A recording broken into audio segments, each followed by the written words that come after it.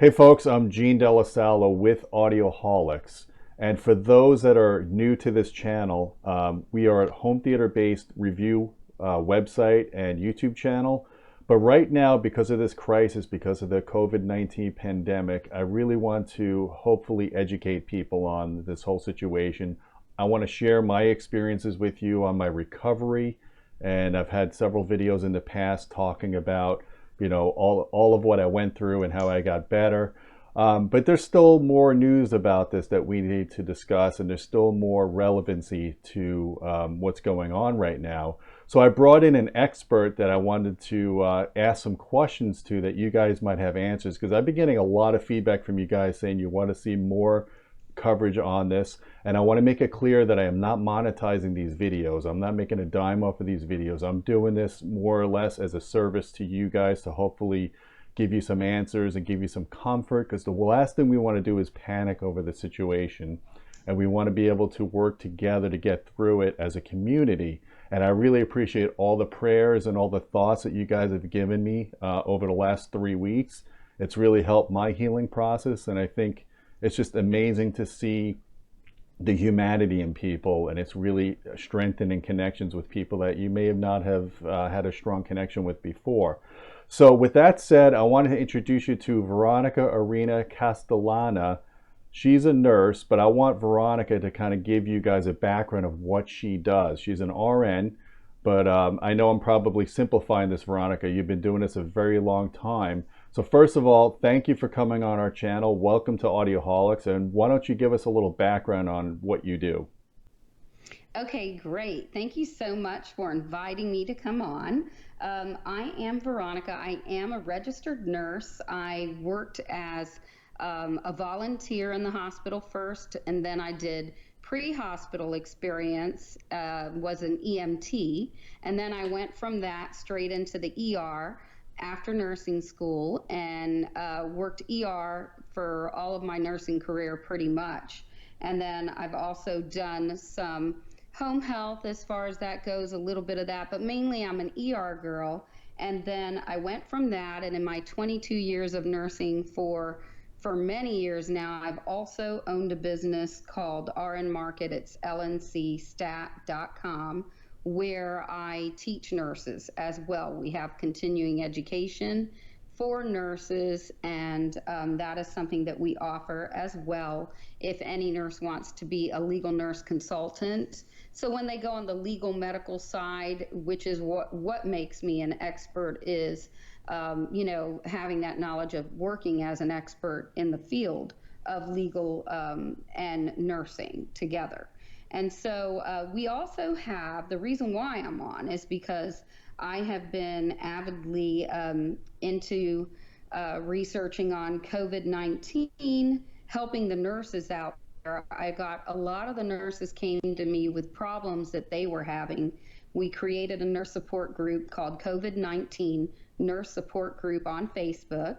I also started a podcast called Straight Up Veronica. Everything is not, I'm not monetizing either, so I'm not making any money at all right now. At all. I have pretty much stopped my businesses just for the mere reason of just answering all the nurses have been so overwhelming with what is happening out there in our industry across the world. It's not just even here. But thank you, and thank you for welcoming me on, and I hope that I can answer any questions as the best to my knowledge on this. Yeah, thanks, Veronica. And we're going to put those links into the description of the video, your Facebook group and your business and what you do. So if anybody wants to kind of peruse that and check it out, they could do that after this video. So the topic I want to discuss on this video is why stay-at-home order is necessary. And I put together a series of questions, hopefully to get people to understand what this is all about. I know there's a lot of media coverage on it. Some of it's doom and gloom, and we're trying to be level-headed here. So I guess the first question I want to ask you, Veronica, is I hear the common argument that more people die from the flu than COVID-19. Thus, the world is overreacting to the severity of this disease. Why or why not is that the case? Yes, and that is a common argument that's out there. But first, somebody has to understand when there's a virus that comes out that hasn't been out. So there has been, for instance, SARS, MERS, and COVID-19. Those are three out of the seven coronaviruses that a human can get. And with SARS, it's a severe acute respiratory syndrome, and that went from a bat to a cat to a human. And with MERS, that's pretty much the same thing, but Middle East respiratory syndrome, which went from a bat to a camel to a human. With COVID-19, it is a type of SARS, which means it's going to be a severe respiratory syndrome for certain people and an acute respiratory syndrome for others. And that went from possibly a bat to a pangolin to a human. And a pangolin is this really cute little animal that looks like a little anteater. So I'm so sorry that that poor little animal, could be the cause of all of this. And that, obviously we all know how it started. We can read up on that. We don't want to blame anybody on that regard. But there is little or no pre-existing immunity to this new virus. And it spreads virulently. That's where we got that word, it's virulently spreading. Well, it's a virus that spreads virulently, which means that it's going to spread severely, harmfully in its effects. It's going to be bitterly hostile. So what happens is that those people who nobody is immune to it right now, or very few are, and what happens then is when everybody gets it, it's going to be more severe because your body has no memory and no immunity to it. Therefore, it's going to act severe. Just like when H1N1 was out back in 2009, when that happened, it was the same type of reaction. Now, we didn't shut down everything because that one had more respiratory symptoms, more like a flu, and whereas this one is not a flu. This one is a heavier virus that's attacking your respiratory, shutting down your respiratory system in a lot of people that are even younger. They thought it was only in older people, and now you're looking at, in our country, and even I live in Hillsborough County. So in Hillsborough County, there are 20-year-olds, 30-year-olds, 40-year-olds that have it, and those are the ones that are being hospitalized. There was one 86-year-old who has it in our area, a 3-year-old, two 6-year-olds. So you can kind of see that it's really segregating into the 30-year-olds in our country, hitting them first, and then the 20-year-olds and the 40-year-olds and 50. So it's kind of going on a little bell curve there on the age brackets. Yeah, and I read that 20 to 40% of the hospitalized COVID-19 patients are under 40 in our country, which is, you didn't hear that initially when China got COVID-19. It did seem like they targeted more the elderly people, but obviously not all the data was out. But here, from what I've been reading, like you said, it's not prejudice to age. No, it's not. And the elderly, it's going to be harder, like as we see in Italy. My heart goes out to Italy, and especially to all the healthcare workers and the families that are losing their families. And in Italy, they also have more ventilators than we do.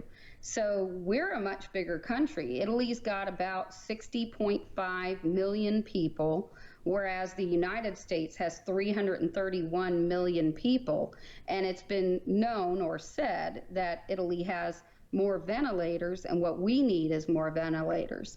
And in the United States, someone out there had figured out, and I don't know how accurate this is because you can't really figure it out, but that we only have about 72,000 to 150,000 ventilators in the U.S. So that's been a hard thing for nurses, and I love the engineers that have been developing them out of PVC pipes for us and all sorts of different ways, making one ventilator turn into 9. I don't know how accurate those stories are, but those are some of the stories that are out there. showing that there's some real heroes out there in America trying to just make it better for, the healthcare system. Right. So I guess one thing people need to realize is, why are these ventilators so important? And also, what about PPE? You keep hearing the term PPE. What does PPE mean, and why do the nurses and medical professionals need that? Yes, and what PPE is, it's called personal protective equipment. So that is what PPE is, personal protective equipment. And in the medical field, we as healthcares just call it PPE. And what it is, obviously before you put on PPE, you want to have some hand hygiene. And that's the most important thing that people out there need to realize, is that if you go to use the bathroom, even in your own house, wash those hands. If you're going to go and get some mail out of the mailbox, guess what? Someone touched your mailbox, someone touched your mail. Now you're touching your door. Now you're coming inside. And so in my home, I have a set area where I place the mail, and I try to throw all the mail out. If it's something extremely important, I place it there and let it sit for a few days before I even go back to it, as I sterilize my hands. So that's just a little tidbit I threw in there. But what is PPE? PPE is going to be donning gloves, which is putting on gloves. It might be an isolation gown, which is pretty necessary at this point in time with the spread. We don't really know how the spread spreads, because we won't have that full data until after a year or two is up. It's going to be here again next year, because it's not going to ever have that R-naught, which we'll talk about later, factor under 1 for it to dissipate. So you've got masks that people can don. You've got respirators, which is a mask. It's called an N95 mask, or R100 or N100. There's different masks out there that nurses can use. Some people, have heard of a HEPA filtration mask. It's similar to that, but the N95 is the main one that a nurse would need to use if there's any aerosolized products. So if somebody's talking really close to you, you can use a regular mask, but you really need that 3 to 6 foot rule. And really in some of the guidelines, it says as far away as 10 feet. The N95 mask is going to be if somebody is diagnosed with COVID-19 and they are having severe respiratory issues. At that point in time, when they need a breathing treatment, that's going to aerosolize the disease, which means it's going to be airborne at that point in time. And it can stay in the air from what one of the studies said, 3 hours. So I don't know, how true that will be in the end, if it's going to be an airborne disease in the end, or if they're still going to say droplets. When they say droplets, it's a little bit easier to understand. And if it is airborne, they'll, obviously I think it's airborne, but I'm not involved in, in the whole thing. Now, I have seen some pictures of it being airborne, but that's when somebody's having a breathing treatment. You'll see it in the air. You can actually see it, the aerolized stuff. Now, goggles and face shields, that's another part of PPE. You've got respiratory protection, which is another part of PPE. And then, whenever there's blood pathogens, there's also going to be the little booties for your feet, and so those are PPE. It's going to be the gloves, the masks, if you need the respirator, have some respiratory protection. Face shields is really important as well. And so as people are coughing, that's going to aerosolize as well. And droplets go into the air, and those are things that, you want to put a mask on the patient, and you also need to have a mask on as well. However, what we're seeing out there is that some nurses are getting fired for using masks, others are not using masks, and others have to bring their own mask. But most facilities out there are not providing masks to the nurses because they can't. They don't have them. And when I worked back in the ER, even years ago, it was always something they never had. And the N95 respirator, you should be fitted with one of those every year. At the beginning of like a certain time of the year, they'll fit you and you have that. But one of them isn't going to do the trick when it only lasts, let's say 12 hours. It only lasts one shift. And they're using these over and over, and that seal becomes broken. It's supposed to be fitted per person, and that seal becomes broken. And at that point, if this is an aerosolized virus, then that has that chance. We have seen where a lot of nurses out there and doctors have been getting the disease as well, and it could either be from them being at work and being around everybody, or it could be from them getting groceries. You just never know. And people think it's okay to go to that grocery store, but if I were you, I'd try to find some other way to, instead of being in line for the groceries every single day, maybe you're going to do your shopping online, and then practice safe PPE when that comes into your home as Gotcha. well. And now, just to give a personal experience about the potential of the aerosolized virus, anytime I've done my nebulizer treatment, because I talked about this on this channel, I've been doing really well with the nebulizer treatment to keep my chest clear. I always go into my own room, the room that I'm staying at, away from from the rest of the family. I actually have my own air conditioning system in my theater room, so it's not part of the community air conditioning of the rest of the house. So I don't want to vaporize this virus and make it active in the air, and that's what I've been doing every time I do my breathing treatments. Yeah, and that performance of the procedure that can generate those small particle aerosols, the aerosol generating procedures is what it's called. When you're doing that, like a nebulizer treatment, what happens then, and they're doing those in the hospital as well. The nurse will need to protect their eyes, nose, mouth, addition to gown, gloves. All of that is recommended during the performance of those procedures. And if they have to have, for instance, something like a bronchoscopy or endotracheal intubation, those are also ways, suctioning the respiratory tract, all of those, they're going to need full protection, for those. And the examples are tuberculosis, SARS-CoV, or avian or pandemic influenza viruses. And that's all right there there's a 225-page document. It was from 2007. It's probably one of the best documents I've seen written for, for isolation procedures or for procedures with any infectious disease. And that's with the Center for Disease Control. And I can get you the name of that document in just a second, that anybody can just Google that document right on up. But it is, let me grab it here for you.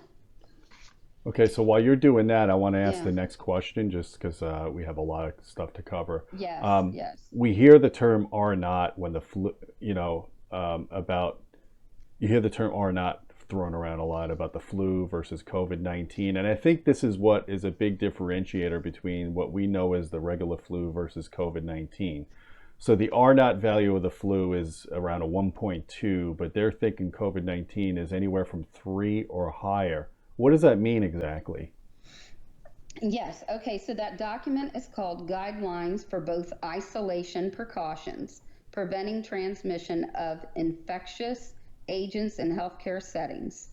So the R-naught factor, and with the flu has, it's a 1.5 R-naught for influenza A, and influenza A would be your seasonal flu.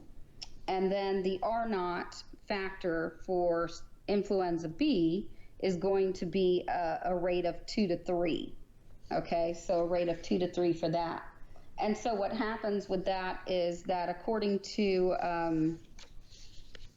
the R-naught, the COVID-19's rate is 1.4 to 4.08, according to what they have on the CDC. And so the way that works is, what we found out so far is that COVID-19 can cause pneumonia and death, but it is less deadly than SARS and MERS. So it would be way deadlier than the flu if it was populated. Therefore, containment is and was necessary. So the world can't handle the amount of patients and deaths from COVID-19 if we allowed it to circulate the globe like we do the flu virus. So while it will circle the globe, it needs to be done at a rate that we're able to handle at a time.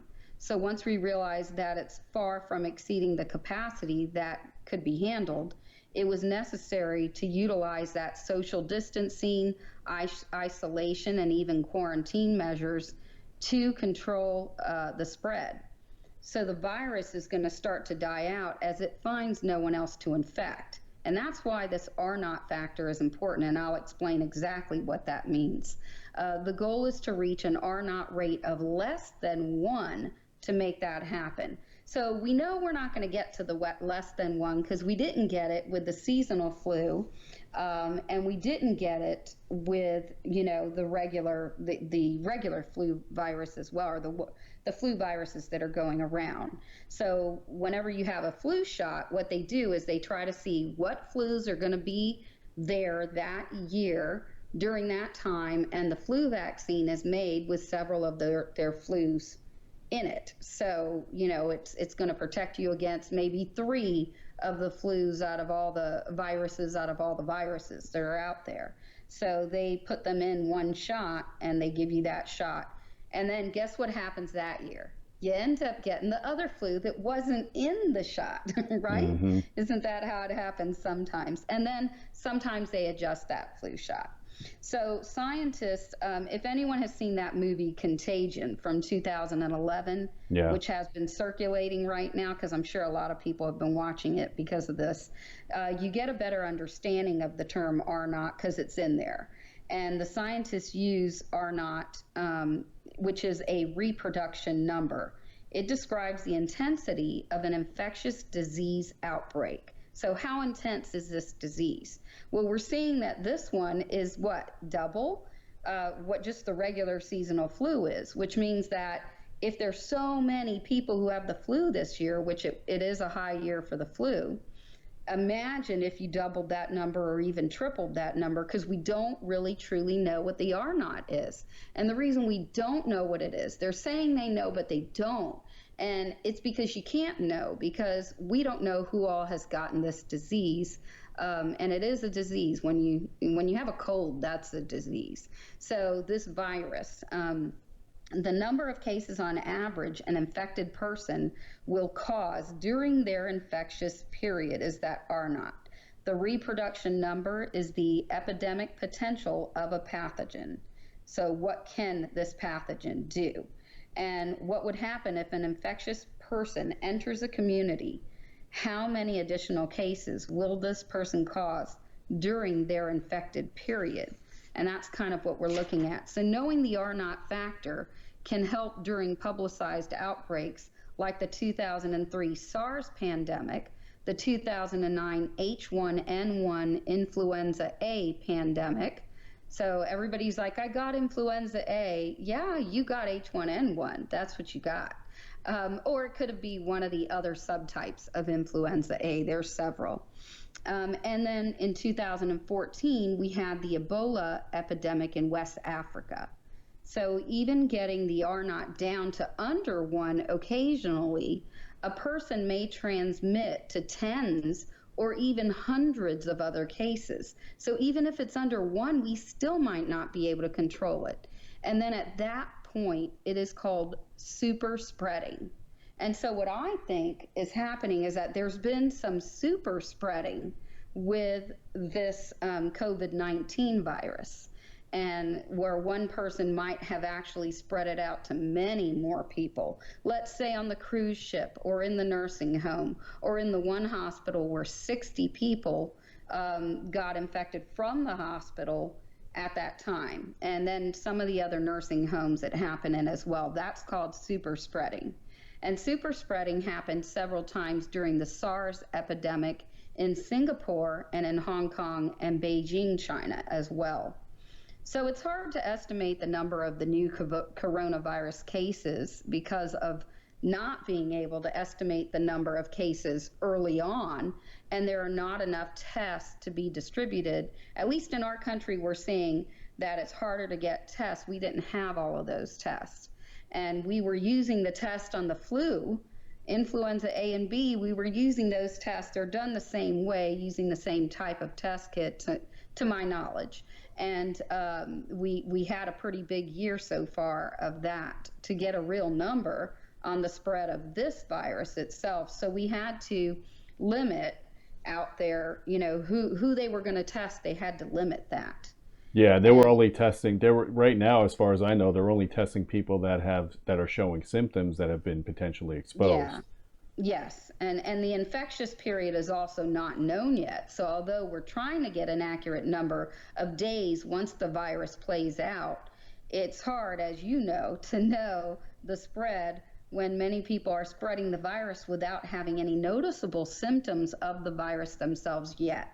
And so it's that person right there who doesn't know they have it that goes and gives it to somebody who doesn't need to get it. And that's where the problem comes in if we are not doing that stay at home or safer at home measure or curfew. And even with the curfew, it would still help, even though it's a curfew.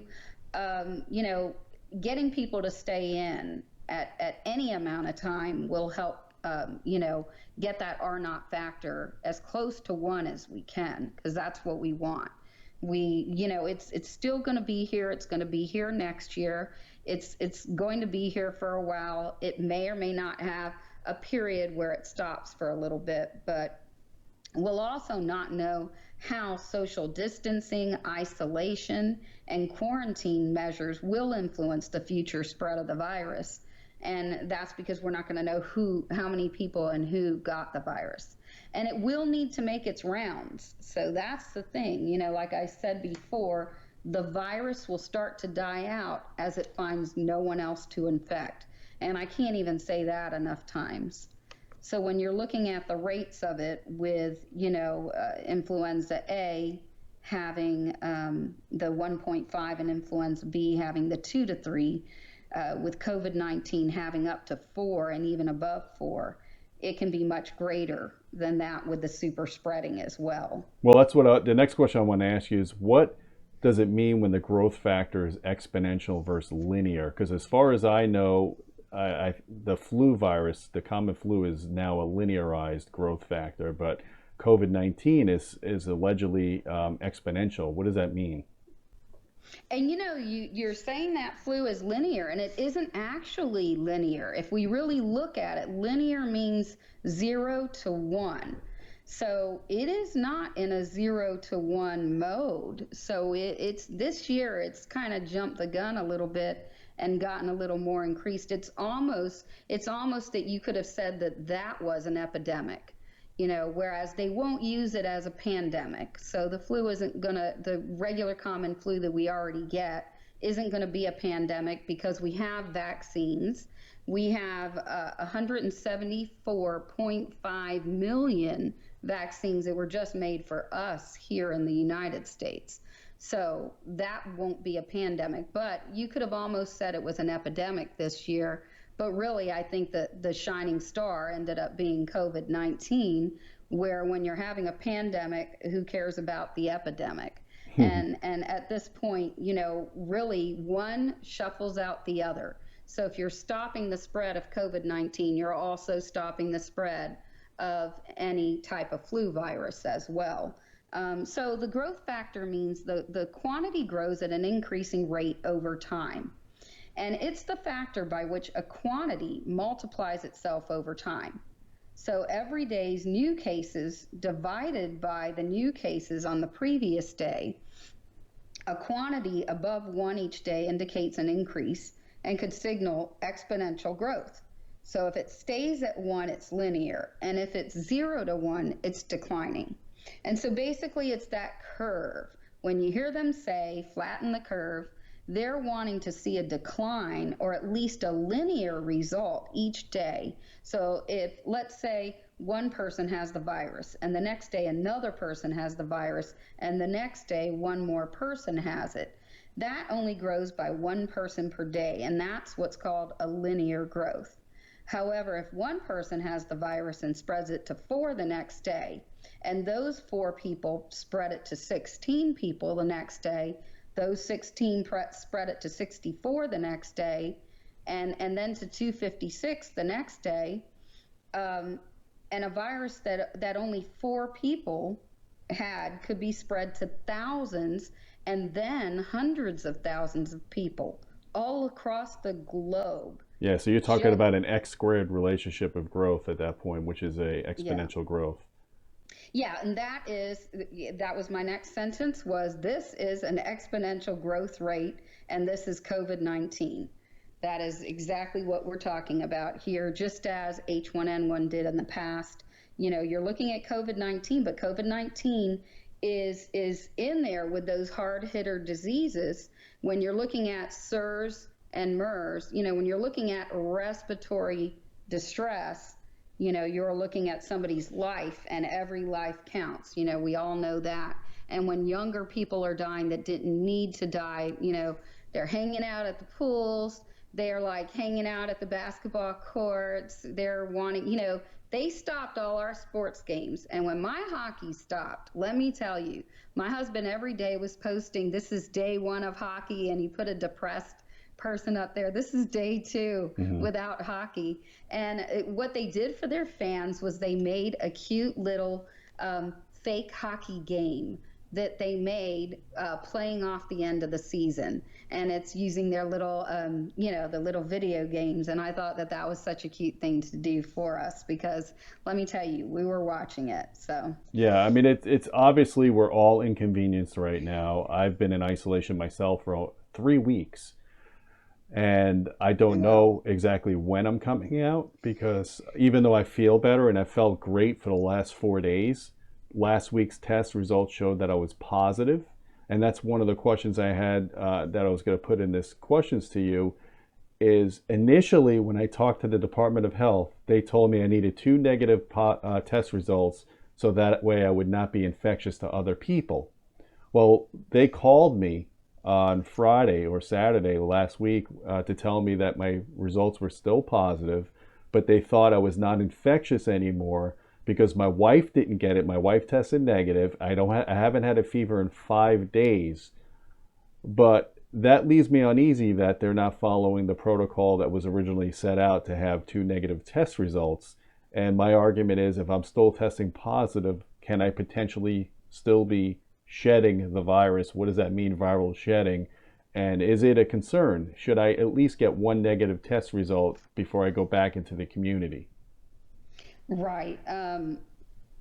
Yeah. So the viral shedding,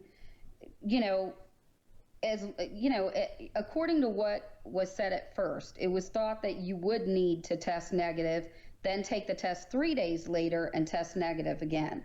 Then it was to test negative twice in a row. What I heard them say on TV was, one of the politicians was saying, well, I tested and I'm negative, and if I'm negative again tomorrow, he said, then I'm okay. Now, of course, it's not going to be like that everywhere, because they're not going to be testing people that are at home.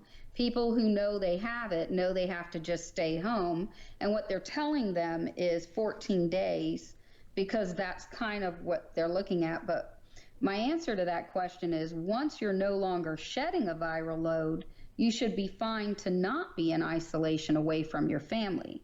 However, everyone should be self-isolating at this time until there's control on the virus, of course. So social distancing or self-isolation may still be in effect even once you shed that viral load to test negative.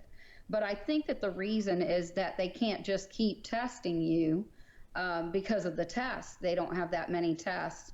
And, you've been there for 3 weeks, and that's a lot of tests. But at the same time, you're the one that's been away from your wife, your children, your family for 3 whole weeks. They need to understand that when you're that ground zero patient and you're the one that started all of this, and you're the one, they're going to need your blood later. So they're going to ask you for it, and they're going to need that to save other people's lives. And because you're going to have that in your blood, and The antibodies, right? yeah, the antibodies. Yeah, and so what happens is to me personally, you would need to test negative, of course, to be able to go out, but they're giving you a 14-day, but you're still testing positive at 30 days. Yeah. So, and really you're saying 3 weeks, but your first encounter was February 28th. And I want you to look at what today's date is. It's crazy. And the weird thing about it is I've been in isolation for a month and the days have gone by really fast. I can't explain it. I don't know if it's my sleep schedule that's messed up, or I'm just trying to do damage control with what's going on with the economy, and I'm working overtime as much as I can because I had low energy for 2 weeks. But yeah, I just realized when you tell me to look at the date, it's been a month. And what I love that what you've done, what I'm looking at is what people have done with their time. You know, some people have been spring cleaning and they're out there just like, oh my God, today I did my closet. And then the next day they're like, I did my kitchen. And then the next day they're like, yeah, so I watched all the seasons of Lost. You know, and so what I found is funny is what people are doing with their time, and what you're doing with your time is educating other people about this virus. And I think that is commendable. So thank you for that. Thank you for, wanting to help everybody else while you're the one that needs to be helped. Yeah, So and I that's never pretty good. thought I'd see the day where an audio channel would have some medical coverage on it. And I do appreciate you, Veronica, coming here because you are an Oh, expert and it's awesome to get this message out. So the next thing I want to stress to people, we talk about why stay-at-home order is necessary. I'm thinking, the way I think of this situation, and even the president said that we're at war with this virus. It's an invisible enemy. So if we're going to yes. take that logic, if we're going to take that step and say we're at war with a virus, then our troops, in this case, are the medical professionals out in the battlefield. The battlefield being the hospitals, the health centers, any place where a doctor or a nurse or a medical worker is in direct contact with a community of potentially infected COVID-19 patients. So when we talk about the stay-at-home order is necessary and we talk about flattening the curve, it's one reason is because you don't want to spread this thing out. You want to lower the R-naught. You don't want to infect people that are high risk that could get really sick from this. But the other reason that I see, and I'm sure you'll agree, is we want to protect our medical professionals and we don't want to overload our hospital system, which is already getting overloaded, especially in high target areas like New York. Right. And really, social distancing, that's keeping people from congregating in large crowds to slow the spread of this virus. We want that below 1 factor, or one, or how about two? I mean, we Yeah. just need to bring that thing down. Keeping 6 to 10 feet away is better. They say 3 to 6 because that's in one of their documents, but their other document says 6 to 10. So they want to look at the 3 to 6 to 10 feet away from another person, because I don't think that six is even enough, because they're not staying 6 feet apart. So when you're looking, people are getting closer and closer when they talk. And so I think that that's something that I've noticed that, just looking out my window at my neighbors, although they've been out for like probably the whole time you've been isolated, I think they've been isolated. So I do have some good neighbors. They're like, I'm going to stay in my home now. And so I was like, they're like, I'm going to the grocery store. I'm getting stuff for a month and I'm staying home now. And so I was like, good, because then they're not going to have it. And the social distancing, that's going to halt the spread of the disease. And the virus will start to die out as it finds no one else to infect. So isolation is keeping those with the virus contained. Self-isolation is when we were all keeping ourselves, like my neighbors, they were self-isolating before they had the safer at home order. So that's keeping yourself contained, whether you have the virus or not, to help the destruction of the spread. Whereas quarantine, that means to restrict the movement or isolating people who might have been infected but not yet sick, or who are infected away from others to prevent the spread of the virus. So we can't quarantine everybody in this world, but what we can do is we each have our own part to play. If you stay at home, and please don't think that it's violating your rights to be able to leave. This isn't going to stay this way. You need to stay at home because of all those healthcare workers. So when you think about it, just think of a nurse, think of a doctor, think of a paramedic, think of an EMT, think of a patient care technician, a medical assistant, a PA, a nurse practitioner, anybody in the lab. You've got those lab people working, you have radiology, you have epidemiology, you have everybody working for you. Respiratory therapists, they are so at risk. And when we lose or when we upset a nurse, last time we upset a nurse, a whole bunch of nurses quit, and we have a nursing shortage, right? Mm-hmm. This time we're scaring the heck out of these nurses. We're scaring them out of their jobs. We're scaring them so much that some hospitals are firing the nurses for being too afraid to work their shifts, because they're saying, if I don't put this N95 mask on, I can die, and you're telling me I can't use the mask. And then other people are saying, oh, we'll provide masks for you, and then they don't have any. And others our people in America are so great that they're making masks for everyone. I have masks being sent to me at this moment by somebody on Facebook who is sending me some that she's making, and she's literally going to be working very hard, and she's sending them to me. And I said, how much do I owe you? And she told me it's free. And then she remembered I was allergic to latex, and she is making me my own mask with no elastic on the band. And she's going to make just the little strings to tie, just so that I could have something for me.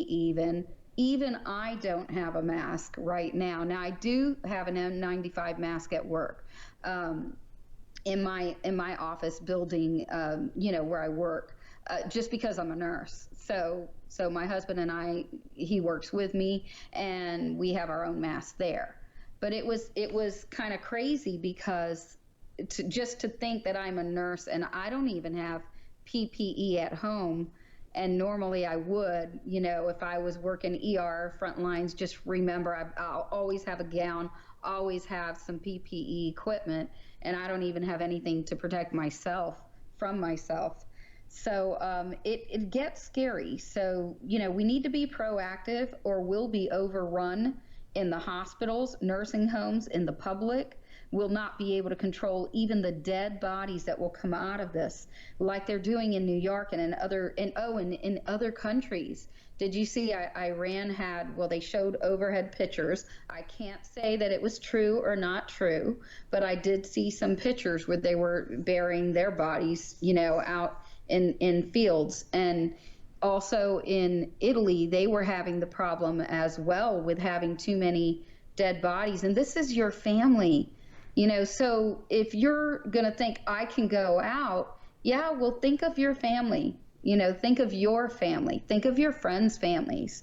Think of the children who are going to be left without parents that are in their 20s and 30s and 40s. Think of them, because it doesn't matter if you're strong and you can survive this.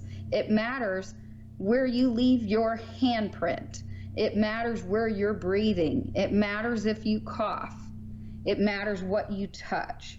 And, this will far surpass the flu in deaths if we do not control it now. This still may even be more cases before we can see it controlled. We need to control the virus before it controls us, even more than it already has. And this is what they did with SARS as well. Back the pandemic in 2003, the scientists estimated that R-naught factor to be only 2.75. Okay, so SARS R-naught was 2.75. This one is 4.08 on its top end. Wow. Their prediction for this one, and that was their estimate for SARS. And this is a form of SARS, so this isn't any different than the other one, except that it's COVID-19 SARS. So Wow. a month or two later, the effective RO dropped below 1. So it took them several months just to get that pandemic. It was a pandemic in 2003. So we might not remember, back then that there was a pandemic, but that's because the R-naught was 2.75. And so now we're seeing this one. Now, mind you, in your area, well, we only have a few people in our area. Well, look at the areas that have a lot of people, because at this point, there's somebody in my building where I work that has it. There are people in the buildings in downtown Tampa that have it, in the apartment buildings there. There are people at the hospital that's closest to me. Some of those people Yeah, got kids spread infected it at the there. beach. They didn't stay at home. They went to the beaches. Yeah. University of Tampa had 5 students that thought they were partying. Miami had it as Yeah. well. There were some students from there. And, they didn't know what they were doing. They just didn't know what they were doing. And really, you only graduate. There are some kids here who don't even get to walk their graduation. Yeah. What about the military graduations? A friend of mine, her daughter, she didn't even get to see her daughter graduate, and she didn't get to see her daughter. And so it's just crazy. Yeah, so what can we do? The pandemic is going to continue, and hopefully we can get that down. Flatten the curve is what they're saying to make it simple, but it goes on a bell curve, but guess where we're at on the bell curve? We're not even potentially at the top of it yet. Exactly. We're not at all at the top of it. And guess what? Even in China, they're still getting cases. So while their factor is down because they hit it, they can still come back up with a super spreader. So if they get a super spreader over there who decides to just spread that thing everywhere, that's what we're trying to prevent. We're trying to prevent super spreading. So I guess that's a new word we should push out there in the media. Super spreading. That's who you are. You're a super spreader when you're coughing in the grocery store and you're coughing on everything, touching everything. Or in the And airplane. everybody, yeah. In the airplane, you've got, oh my gosh, and they're on that air ventilation system that just circles around the whole time. And, my daughter was on a trip at the time. She was in Mexico. There was nobody at the time in Mexico who had the disease. When she came back, there were people in Mexico who had it, not near her though. But she came back in almost an empty plane. And when she did come back, she isolated herself, and she's still isolated. She says it's the best thing that ever happened to her and her cat, because all she's doing is just enjoying her cat and watching TV. And she's like, Mom, I understand this happened. She goes, but it's giving me time to just be and to not stress and to not worry. I know I'm safe here. I know everyone else is safe because they're not around me, just in case. Yeah. And so I check on her every day, and she's been feeling fine. That's She's good. doing good, but Well, she's still isolating herself before they even put this order in motion here. And this is an order. It isn't just let me see what they were calling it. They were calling it an order. It's not a directive. So an order is enforced, and we have that safer at home order here. yeah, I got an announcement in my area as well. So Veronica, thank you again for coming on our channel to educate us on all of this COVID-19 stuff and the flu stuff, and just to re-emphasize how we need to not only protect ourselves and our loved ones, but we need to protect those warriors out there that are fighting our war, the medical professionals. Guys, I know it's a sacrifice to ask you to stay at home and to not have your daily routine. It's something that's going to pass, and it's going to pass more quickly if we adhere to this protocol more, and we make the sacrifices now so we don't have to keep prolonging this for months or however long it would take. So I hope you guys found this information useful. Veronica, thank you again.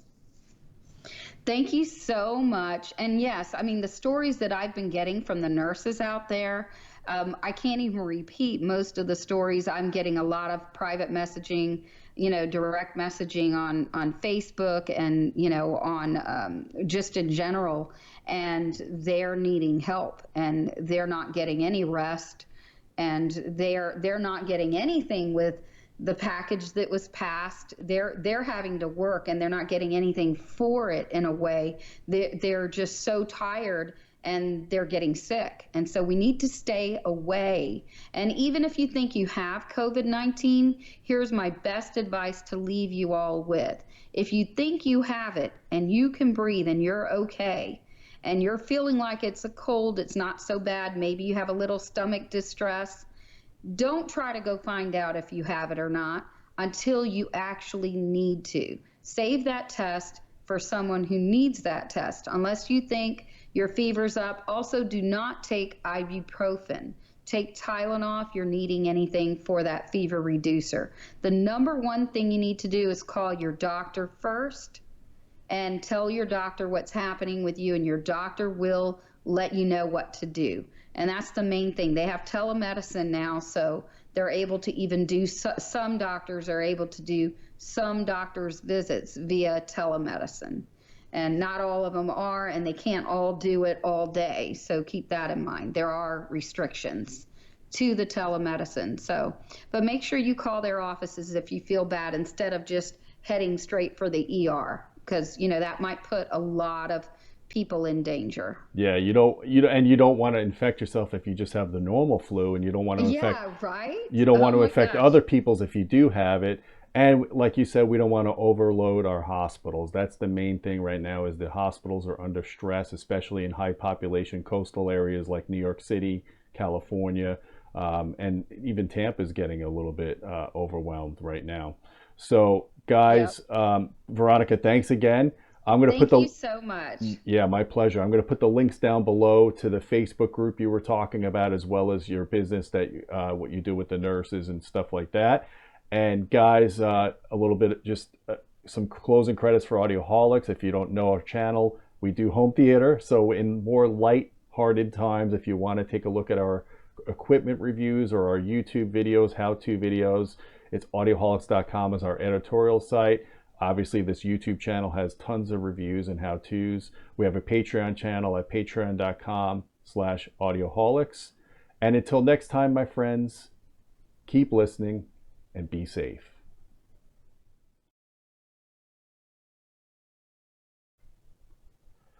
So guys, Veronica just told me something very exciting, and I want her to say it right here. So if you guys are aspiring nurses or medical professionals, take a listen to this. Hey, nurses out there. While you're working so hard for the whole world, you're in the front lines of this war. What we'd like to offer you at RN Market, just go to lncstat.com, lncstat.com, and contact us and let us know that you're fighting the fight for everyone. And let us know, we want to offer you some free continuing education credits. So free continuing education credits for any nurse who contacts us through lncstat.com, and just let us know you heard it from Audioholics. Awesome. I'll put the links down below. Thank you. Thank you. Take care.